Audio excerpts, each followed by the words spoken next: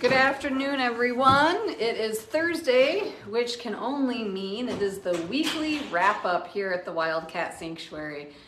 This is once a week. I come on just kind of tell you the happenings that have been going on, kind of the behind-the-scenes info, things that you might not have seen on live posts, etc., etc.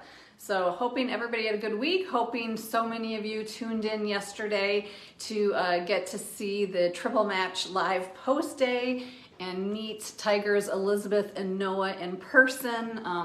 I don't think pictures do them justice, especially the size of Noah. So I see Kiara's coming to say hello to me too. So we'll just dive right into it. So we have only a few days left of the triple match, and that is going to be through Sunday at 11:59 Central Standard Time. So your donations can still be tripled until then. And we have a very, very special incentive for you tomorrow. So we invite you to tune in tomorrow as we announce how you can help the last 3 days of the triple match. And again, thank you to everybody who's helped already. So some cat updates, some things you know, some things you don't know yet is that Emery is now permanently merged with Mr. Oreo, Benny, and Kiara, and she is doing great. She is a hungry, hungry girl. I forgot what it's like the last time I had like a stray like that wants to steal everything off your plate and can never get enough food, but she's finally putting on some weight. Her favorite place now is to hang out in the kitchen, waiting for soft food, waiting for somebody's lunch. And then Alyssa, who was overnight staff last night, spent a lot of cuddle time with her and texted me and said, she drools so much, just like Shy Bear and Mr. Oreo. So she definitely loves to be pet, scratched, and held, but just like every cat at the property, food trumps love here, so it's so funny. And then Elizabeth and Noah, I'm so excited that we finally could share them with you yesterday. I know some of you kind of know their background, some don't. There's news articles out there of where they came from in the history, but what we think is so important is that we're so thankful the Department of Agriculture and their former owners released the custody to us, because what's important now is their future, the remaining days they have here safe at Sanctuary. And Noah is such a big lug. His back end is definitely giving him some trouble. He's on pain management. We can see how weak in the back knees he is. But getting that weight off, keeping him active, and keeping him on the pain medication is really the best thing we can do for him. And he's still a very, very happy cat.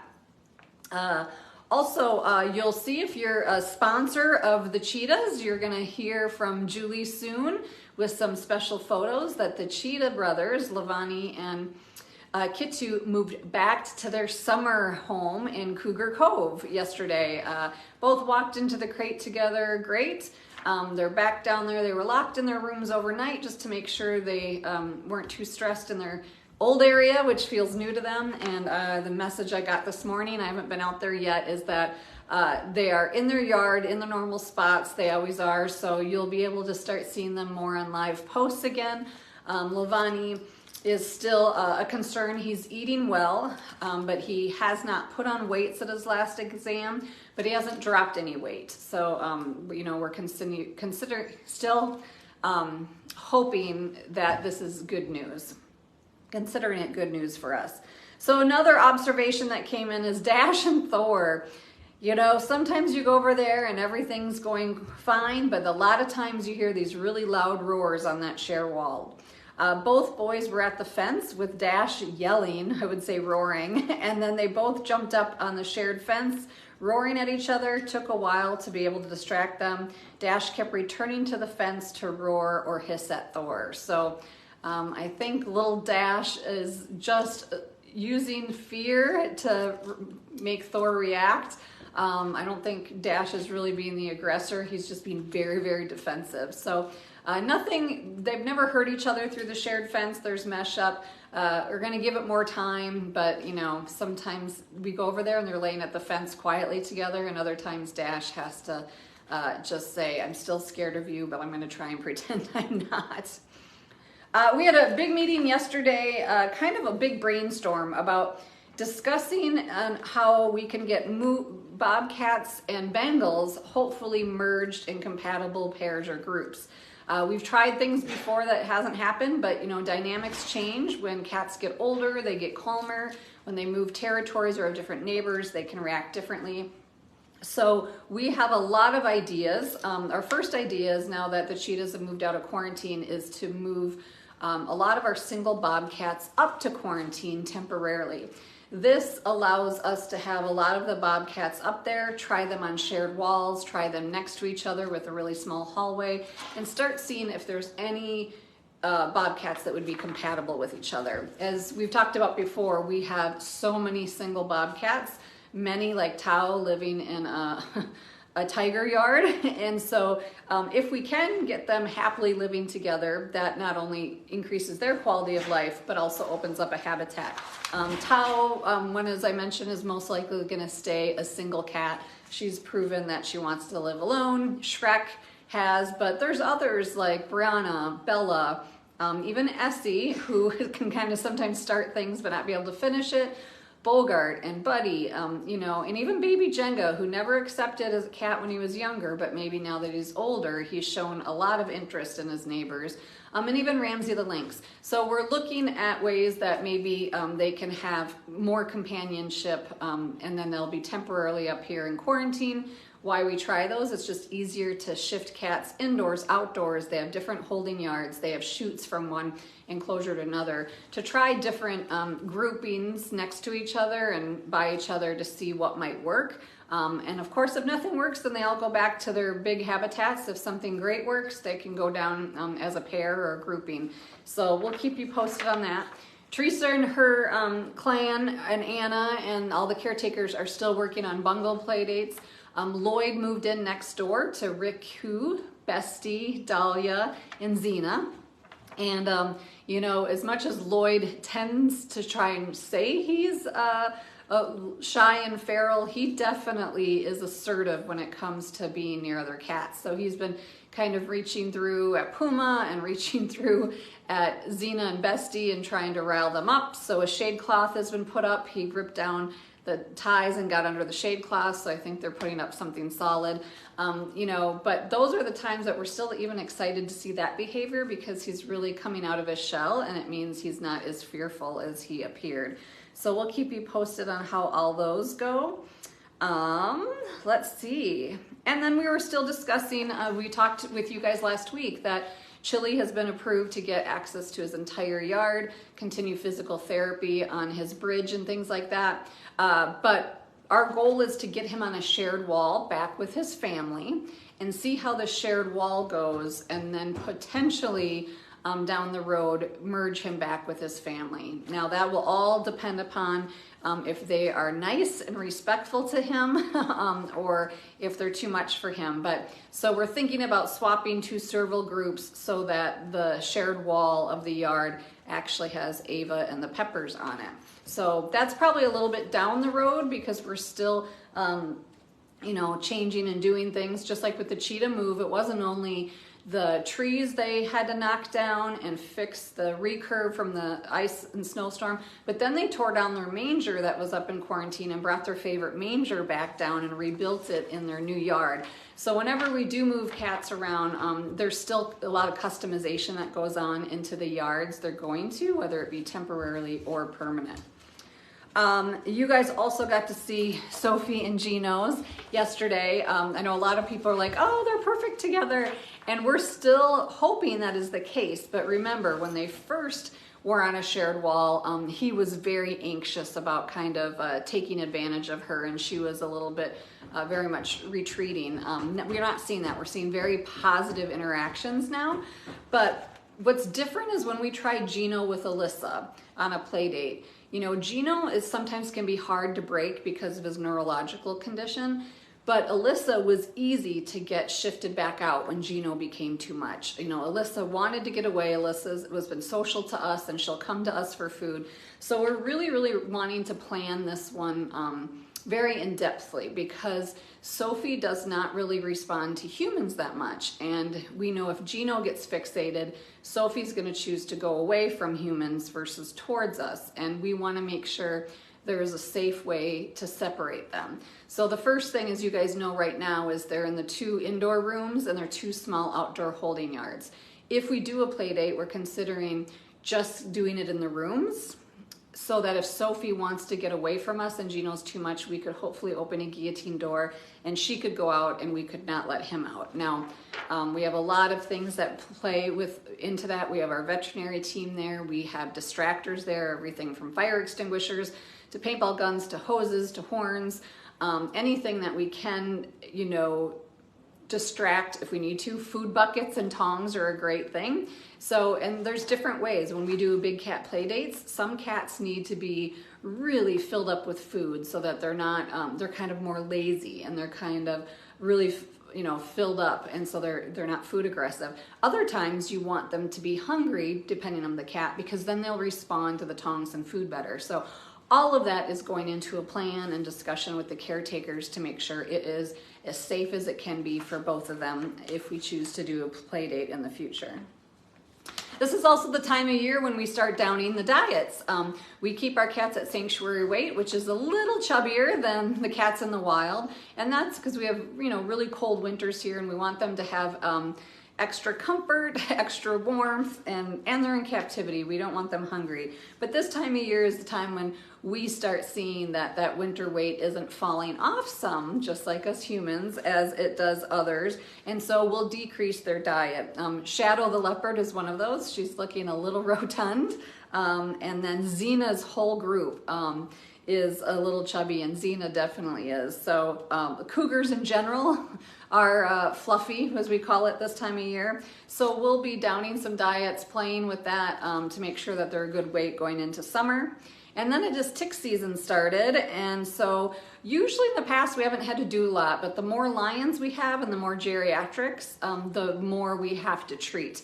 Lions tend to not be great groomers like other cats, so they will get more ticks. And so we put diatomaceous earth down on the ground to prevent, and then we also do frontline, as you saw with the lion cubs on the live post yesterday. And that's all done with a long syringe or even a catheter, kind of shoot it on the back of these cats. We don't touch them, but there's a way to still deliver it where it's very effective. Let's see. We also have done quarterly deworming, and that's really a preventative. And we do quarterly fecal checks too, to see if there's anything. Usually we see an increase in maybe roundworms or something, especially when we have the wet temperatures this time of year. And so deworming is done. It's just put in their food, given to the best treat they like, and it's just oral. And so we definitely deworm all the cats here as well. Let's see. So we have some big news. As you guys know, we just had Noah and Elizabeth revealed. We still have other witness protection cats here at the sanctuary that we have no idea when we'll be able to share them, but they're getting the same love and treatment as Noah and Elizabeth did. And if, you know, we talked about, is there a big cat and a small cat crisis? Absolutely. Not only do we have witness protection big cats, we just revealed them, and then we also have 3 new cats coming in the next 4 weeks. And those are from 2 separate cases. So stay tuned. As we can share those, we will. And on top of that, we've made a commitment to 2 and possibly 3 more cats after that. And these are a mixture of mostly large cats and a few small cats. We're getting full here at the sanctuary, and we hope we don't lose residents and open up space, but it just shows you it's been several years since we've been at capacity, and we're getting there. We'll always help, and there's other sanctuaries that can help too, but we know some of our sanctuary friends are also getting close to capacity again. It's kind of ebbs and flows over the years. So this morning we were trying to purchase a new rescue van, and Jesse, Kelly, and I have really wanted to customize a cargo passenger van. So we kind of wanted to merge both. One is we want a van that is extended long and extended tall, so it can fit at least 1 big cat crate or 2 of our leopard, cougar, cheetah crates in. And so our current cargo van does that, and a rental cargo van does that, but what it doesn't do is it only has 2 seats. So if we're going to California, New York, Florida, or even, anywhere like that, even not that as far, it's sometimes hard to only have 2 people driving that 20 to 30 hours distance one way and then back after they pick up cats. So we really wanted to do an extended van or a van with a crew cab that had seats for 4. We went to several dealers today that thought they could do that for us, and all were told by the manufacturers they are not producing new vans. They don't know when they'll manufacture any kind of van.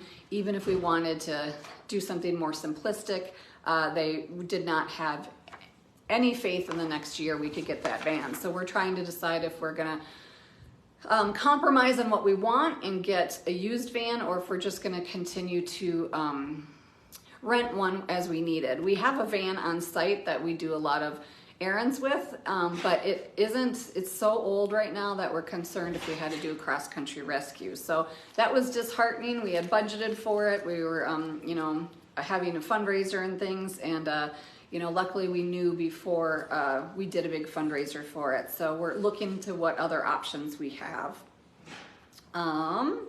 And then on top of that, we're estimating a new rescue trailer. We are being called on, international cases, cross-country cases, multiple cats, and then we're also preparing our safety equipment. So the more trailers we have, we have a shelter in place if there was ever an emergency protocol, but we also want to have evacuation trailers. We want to be able to help other facilities and sanctuaries in disasters, and so we are looking at a very specialized trailer. Luckily, that does look like we can order it, and that it wouldn't be 7 to 8 months back order. It's probably a couple months to build, so we're excited about that. We're also estimating a new volunteer pavilion so that we have a place for our crew day volunteers. Crew days start in May, and we have over 30 some crew days booked through the season already. And that is where 6 to 8 people form a group. They decide their group ahead of time, and they come out and are under the supervision of Andrew, our caretaker, to do projects. And they will be helping with skirting on the ground, fixing poles, a lot of times rebuilding areas, or building new areas if we're doing that. And so it's a godsend to have that many people here on site. And those are in addition to our specialty volunteers like our clean crew, our chores and more, our carpentry, our gardeners, our mowers. So definitely volunteers really, really help us, especially during the summer months. The fence company we thought was supposed to be here today to repair Henry and Haley's while we were doing finishing the cheetahs and moving on to Alyssa's recurve. They did not come. They've been very good to us, so we've reached out to them and see if there's another date they can come. So hopefully we'll be able to get that updated soon.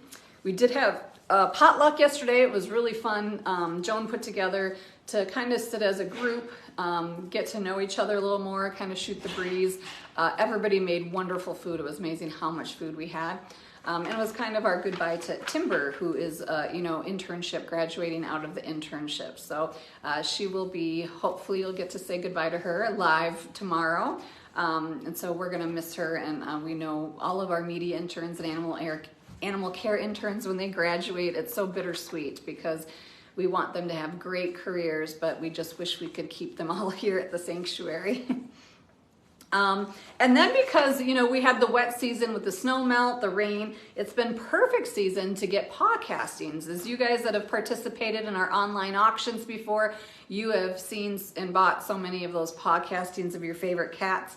And the caretakers and interns have been busy getting paw castings. They actually even got Noah's foot. Can you believe it? His paw is enormous. So you'll want to stay tuned for upcoming online auctions, and we'll make sure to share those here on Facebook and e-news.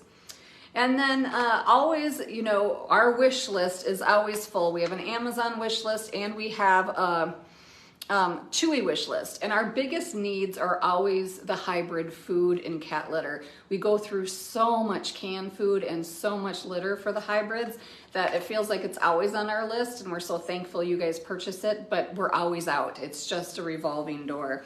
And then we do have some Frontline on there since it is Frontline season, and any of you know that if you've had Frontline, it can be $89 a box, and it takes 6 of those to go on one big cat. So if you want to purchase Frontline, definitely go to our Amazon wish list or our Chewy wish list. They're both there. We're also starting to see monthly Pride membership decline. And you know, we always want our donors and supporters to take care of their needs, their family, their furry ones first. But this week I can count almost 10 emails or calls I've received that people have to discontinue their monthly giving due to financial concerns. One was even a Facebook employee, and I know they let go of employees, and yesterday they announced 20,000 more employees going and being let go. And so we're very sorry for people that are having loss of work or things like that. Definitely put yourself first, but remember, we're here, we'll always be here, and we will welcome you back and your support with open arms. And during the time you can't give, you are still part of our feline family and still want you to enjoy what you've provided and helped us provide for the cats here at the sanctuary. And so also we talked about a little bit about canine influenza. We haven't, you know, had to worry about that in our cats so much. But it is a big deal here in Minnesota right now. The Humane Society shut their doors because they had dogs come up with it, and now they've, Board of Animal Health has said that during the Walk for Animals, dogs are not allowed. So, you know, we keep seeing diseases that we didn't have to deal with years and years ago, COVID and the bird influenza and canine influenza. And so I just hope everybody's pets, dogs, and cats are all safe and sound. And, you know, we'll just send our support to all animals and hope everybody's safe.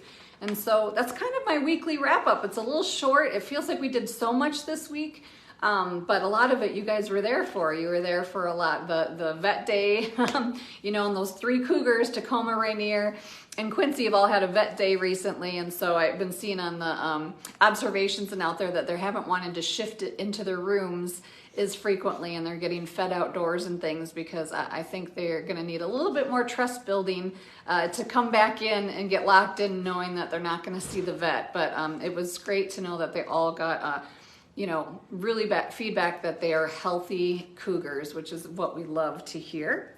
And then just a reminder, triple matches through Sunday. You can call in your donation if you're not comfortable giving on Facebook. You can call here today, tomorrow, Saturday, and Sunday. We'll have our phones live, and that number is 320-245-6871. And so we have just a few days left of the triple match.